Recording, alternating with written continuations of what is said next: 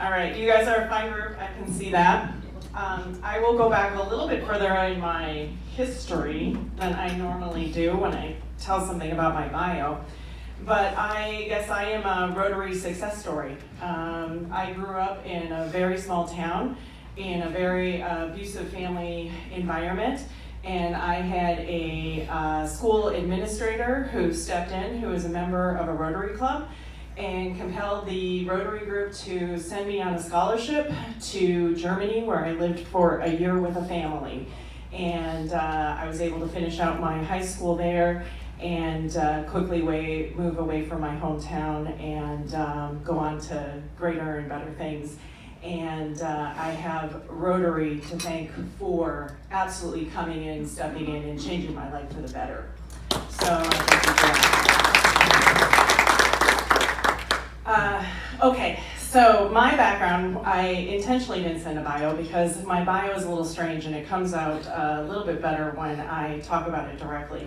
I spent the last 22 years before coming to Wildlife Waystation working in the Israeli-Palestinian conflict.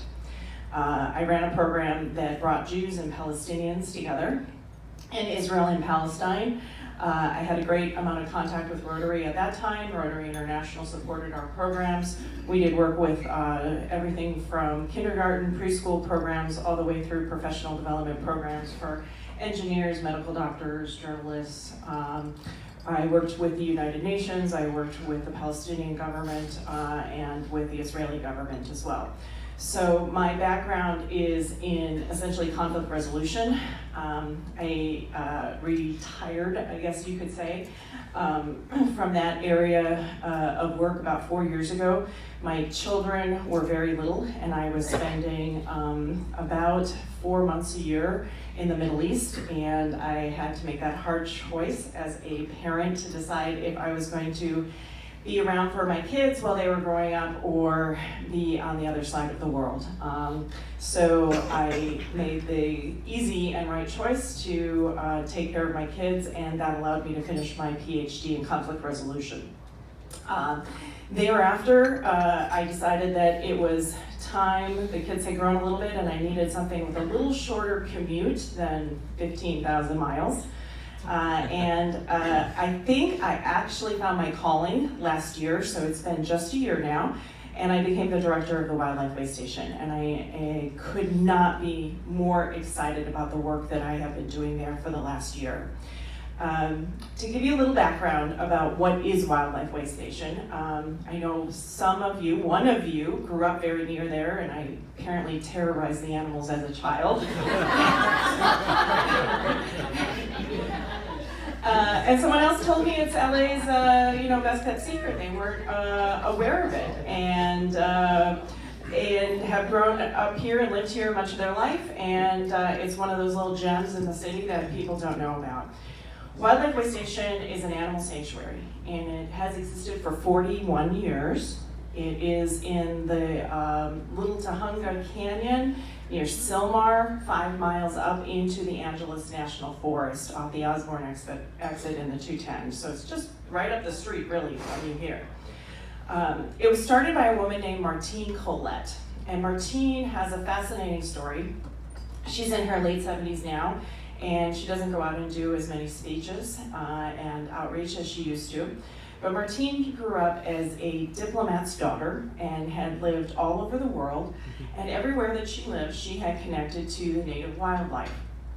Well, as a young woman in her early 20s, she came to Los Angeles and was involved in the entertainment industry, and got connected at that time in the 1960s to a community in LA, wealthy Hollywood crowd that was very popular to take in exotic wildlife. Animals like monkeys, tigers, giraffes, chimpanzees, and people quickly learned that these might seem fun to have in your house, but raising a tiger isn't the easiest thing to do. So she inadvertently started the Wildlife Waystation by walking by a mountain lion that was kept in a cage at an event that she was at all day long, and it just bothered her. And she finally, at the end of the day, contacted the gentleman who owned the mountain lion and said, "You're not doing a good job. I could do better." And he said, "Fine, I'll sell you the mountain lion." So she bought it, and she took it to her house, as all of us would do if we bought a mountain lion. And she, in her words, the way she tells the story is she inadvertently contributed to the black market animal trade at that time, and inadvertently also started the Wildlife Waystation, because after that she got a reputation around the city for that woman from Africa that collects wild animals and keeps them in her house. And so her neighbors asked her to move out of the Hollywood Hills. She moved to the lower part of Little Tiny Canyon. There was some problem with the local school because the bobcat got out as the children were walking to school one morning. So she purchased property, 160 acres up into the mountains, where pretty much everyone left her alone except for apparently Kobe, right? So in the 41 years that she's been there, she has, and her team, have rescued 77,000 animals. Which is truly amazing when you put that in perspective and you think about what 77,000 animals looks like, and what these animals mean to our society and our environment. All of the animals are rescues. Every single animal that comes there has its own story, whether it's a bird, a snake, a lion, a tiger, or a bear. And our job is to tell the story of these animals and provide for them, if you will, a forever home, a place that they can live out the rest of their lives happily, healthy, in a safe, protected environment. Today we have 400 animals that are on site. We have lions, tigers, bears, alpaca, coati, I lose track of them all, alligators, baboons, and a couple of special stories that I want to tell you about today. One is we have 40 chimpanzees from biomedical research laboratories.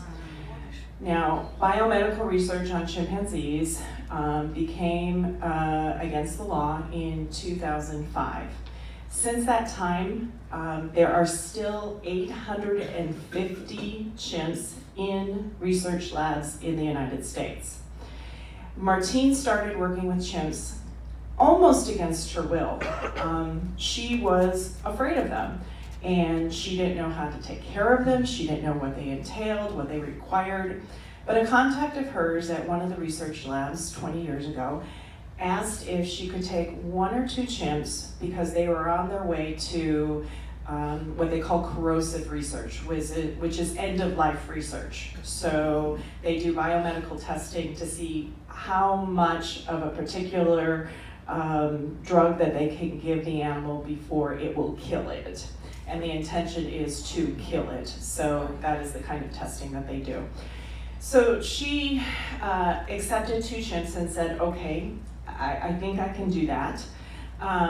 So the gentleman arrived with 8 chimps and she didn't have facilities to house them or care for them, but she pulled it together. And do we pay fines for that? Yes. See, there's a little Rotary in there. So in any case, she was able to makeshift some facilities, and over time, she has accepted double it.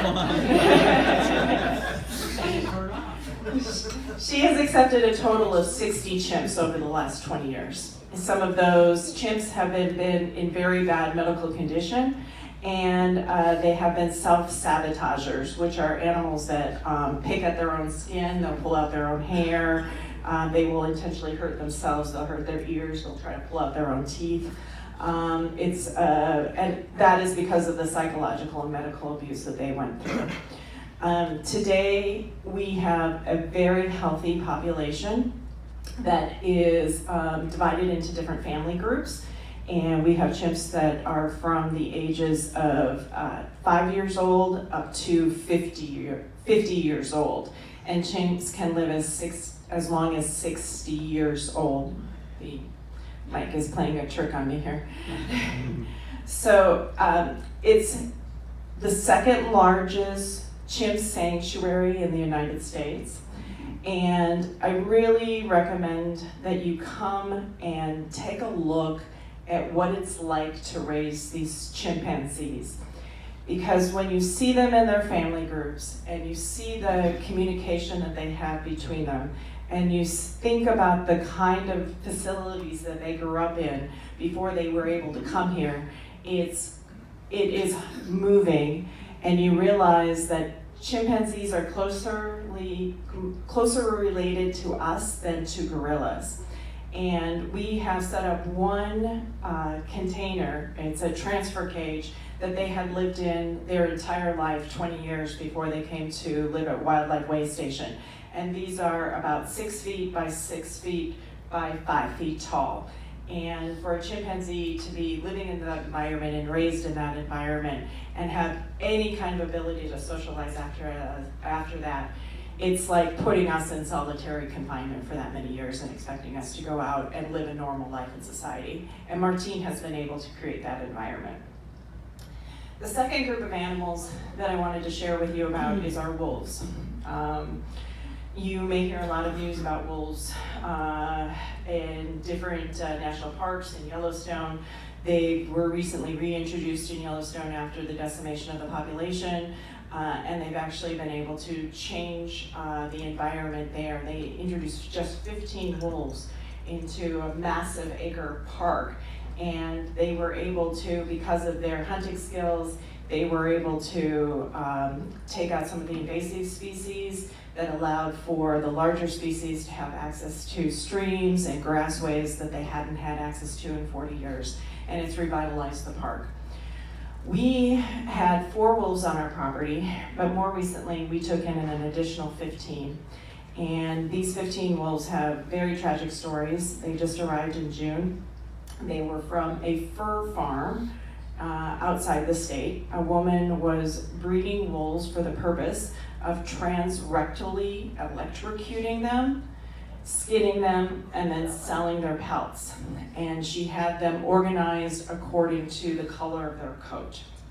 So we partnered with another organization, a wolf sanctuary. We monitored what this woman was doing. We went through the court system in that state to try to get her shut down. That is still underway. In her fear of being shut down, she had at least 70 wolves on property. We're not sure how many are still there. She tried to sneak 15 of them out in the middle of the night. She took them to another animal property in a different state, and that property contacted us and said, I think we have your wolves here. I don't want to have any part of this. She asked me to hide them for her. I'm not going to do that. Would you please come and pick them up?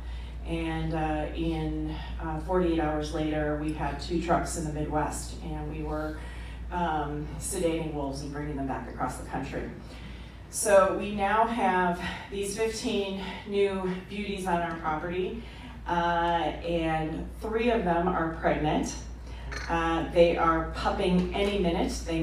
Every morning we come to work and we're wondering if the puppies have been born yet.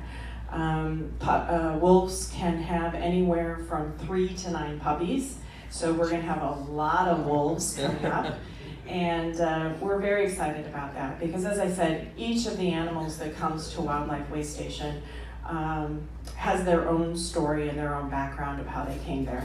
Many of them are retired from the entertainment industry. Many of them are received from zoos that don't want to receive animals that have any kind of physical health condition. They don't want to care for them, so they look for sanctuaries that will take them. We have numerous of those animals. We have animals that were people's pets that never should have been people's pets. We have celebrity animals that were in movies or owned by celebrities. And so I encourage you all to take an opportunity, and maybe this could be a Rotary field trip. You can come out and check us out. We're not open to the public in the sense that we're a zoo and you can just call up and say, hey, what are your hours today? You have to sign up for one of our guided tours, which we have every weekend, all year long. Before I open up for questions, I know the clock is ticking away on me, but I wanted to give a shout out to the local firefighters and the state firefighters. We have been inundated so much in California this last year with the Thomas fires and the fires in Northern California and the fires that are currently burning. I don't think that we can fully process what it means to be in a fire until you've really stood at the foot of the flames. And this last year, the Creek Fire started on the morning of December 5th. It started a quarter of a mile from our property. And we were blessed in that the wind blew away from us for the first several hours. In those first few minutes, 29 horses perished on a nearby ranch within moments. And we were able to use that time as the wind was blowing in the other direction to evacuate 300 of our smaller animals. The other 100 animals, the large chimps, tigers, bears, hoofstock, bison, we sheltered in place. And those animals absolutely, positively would have perished if it hadn't been for the extraordinary efforts of firefighters all over the state that came and encircled our compound that we call, that's our center area, where most of our large animals are housed and homed and cared for. And we literally were walking around with shovels and putting out flames at our feet. The firemen were back up against tiger cages. We had a tiger that was snarling and lunging at a fireman who had his back to his enclosure and flames about 1.5 feet in front of him. And so that man had an extra special hero award that day. But we have been truly blessed by that, to be able to save those animals and to see them ride through that process. Those of us who came in that morning, we stayed for, it was a Tuesday morning, we arrived about 6 a.m. as we do every day, and we didn't leave until Friday afternoon. And we spent all that time making sure that our animals were safe and well cared for. And if it wasn't for the men and women who came to help us in that, we never would have survived that. I want to take the rest of the time to be able to answer some questions. I know I only have about 5-6 minutes left, so. Any questions, please? So are animals housed in the cages, or they just roaming in the wild? She's asking if animals are housed in cages or they're roaming in the wild. It's not like a zoo where you have like moats in front of the larger animals. They are in cages, they're in enclosures, but you are nose to nose with them. You can, we don't allow people to do this, so don't say that I said it. But you can actually touch nose to nose, paw to paw on the enclosure. That's how close you are to them. How big are they? Do you have an inventory of your population, animal population, and what is your strength and how many you have right now? The inventory of animal population is just over 400. Our strength is really in our larger animals, in our 40 chimpanzees. We have 9 bears, we have 15 lions, and we have 10 tigers. We also have bison that roam freely on back 40 acres. We have 8 horses. We have 12 llamas or alpacas. We have about 9 alligators. We have about 12 or so, 11 or 12 other primates, so smaller monkeys or baboons. And then we have a number of other exotics like lemurs, coati. We have numerous birds. We have birds of prey. We have a golden eagle. We have a turkey vulture. We have several owls. And we have lots of exotic macaws, parrots, birds that people often have in their houses that either have one of 2 stories generally. The family that had it forever and the individual passed away, and now the children no longer want to care for it, or the people who got a bird because they thought it would be fun, and within a year they don't think it's fun anymore. So those are usually the bird stories. Right? So you mentioned that the people can come if we sign up with a group or something like that. What is the public interaction if a group comes to your location? So if a group comes, you sign up with a member tour, and you have a tour guide who's a volunteer. Our volunteers are well-trained, well-versed. They're long-time volunteers who are acting as our docents, and they'll take you around. It's about an hour-and-a-half tour, and you'll hear the stories of the individual animals, of how they came to live there, and how long they have lived there, and you'll get an introduction to the property and how it has sustained itself through the years. Is it a kid-friendly tour? No, unfortunately, you have to be 18, and it's because of the location, the proximity to the animals. I saw that myself recently. I have to admit, I've been kind of fussing and wanting to bring my kids and trying to play the "Hey, I work here" card. And then Martine, our founder, she gets to do that. So she had her grandchildren on the property, a 5-year-old and a 3-year-old. And it was terrifying. I was pretty sure that any number of the big cats were going to break free from their cage and get one of them. Of course, that wasn't really going to happen, but they were stalking and they were pouncing, and the chimpanzees went crazy and the bears were growling. So as a parent, it was actually not fun to watch. So, please, in the back. Because you guys are dealing with such wildlife and the founder is an animal lover, what oversight do you guys have in terms of experts in animal care and habitat and things like that? Right. That's an excellent question. Thank you. So we're unusual as a sanctuary for a couple of different reasons. One is our chimp population. Most sanctuaries don't take chimps. Another is most sanctuaries are dedicated to particular species, so like large cats or wolves or birds. And the fact that we have an integrated population is unusual. Another thing about most sanctuaries in the United States is that they don't have on-site animal veterinary care. And we have 3 full-time staff that are veterinarians, plus a team of veterinary lab techs that are on our staff. And those people have very impressive resumes and come from a long list of experience of different zoos and educational programs around the country to help support the animal population in that way. We also have the benefit of being in a city like Los Angeles that is large enough to have an extraordinary zoo of our own, and we have a long list of veterinarians with experience that come and offer their services for free. And that has been truly exciting to be able to see dentists come in, veterinary dentists, and work on root canals for bear. And we had an ocular expert who came and did a procedure on a bison. And we have a couple of dermatologists that come, and these little kinkajous and have a high potential for getting skin irritations. And so they come and they do just the same kind of testing that we would do, where they do like 84 pricks to see what you're responding to on your skin. They did that on some of our smaller animals. So it's pretty interesting to see how that is managed. Do you have any coyotes? We do. We have 2 coyotes.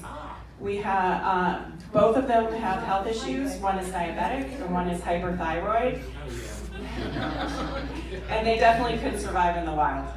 We have some common animals like raccoons, skunks, that would not be able to survive out in the wild because they were cared for in a home as babies and would be able to be reintroduced. I think I have time for 1 or 2 questions, depending on how long I talk. Kobe? So I gotta set the record straight. I didn't terrorize the animals. We saw, and I think I told you that we saw giraffes going back in the canyon, so it piqued our interest, so we hiked all the way back. Yeah. And we saw the wildlife station. But what was kind of, I did make some bad decisions.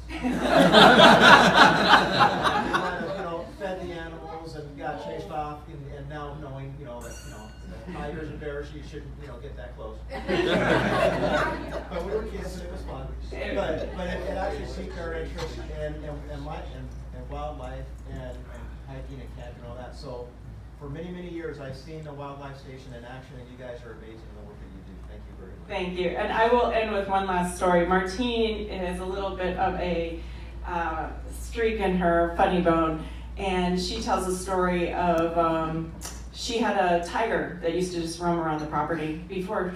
This is like the Wild Wild West in the early 70s, and there wasn't as much regulations from fish and game.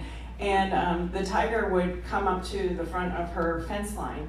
And one day she had a man who crashed his car because he thought he saw a tiger. She didn't want to take responsibility for that. So the tiger, she quickly locked up, and the guy came and he showed her around the property. It wasn't a bad crash, it was just a little fender bender. Anyway, for a week, he would come back up and walk around in front of her fence waiting to see the tiger. And she started noticing that when he would come alone, she'd let the tiger out and up to the fence, and he would say, "See, I saw the tiger," and he'd bring his wife back, and she would hide the tiger. And say she didn't have the tiger. So that's a little taste of Martine in the fun. And really, thank you very much for having me here today. And if anybody is interested in visiting at any time, I'd love to have you come out. Thank you.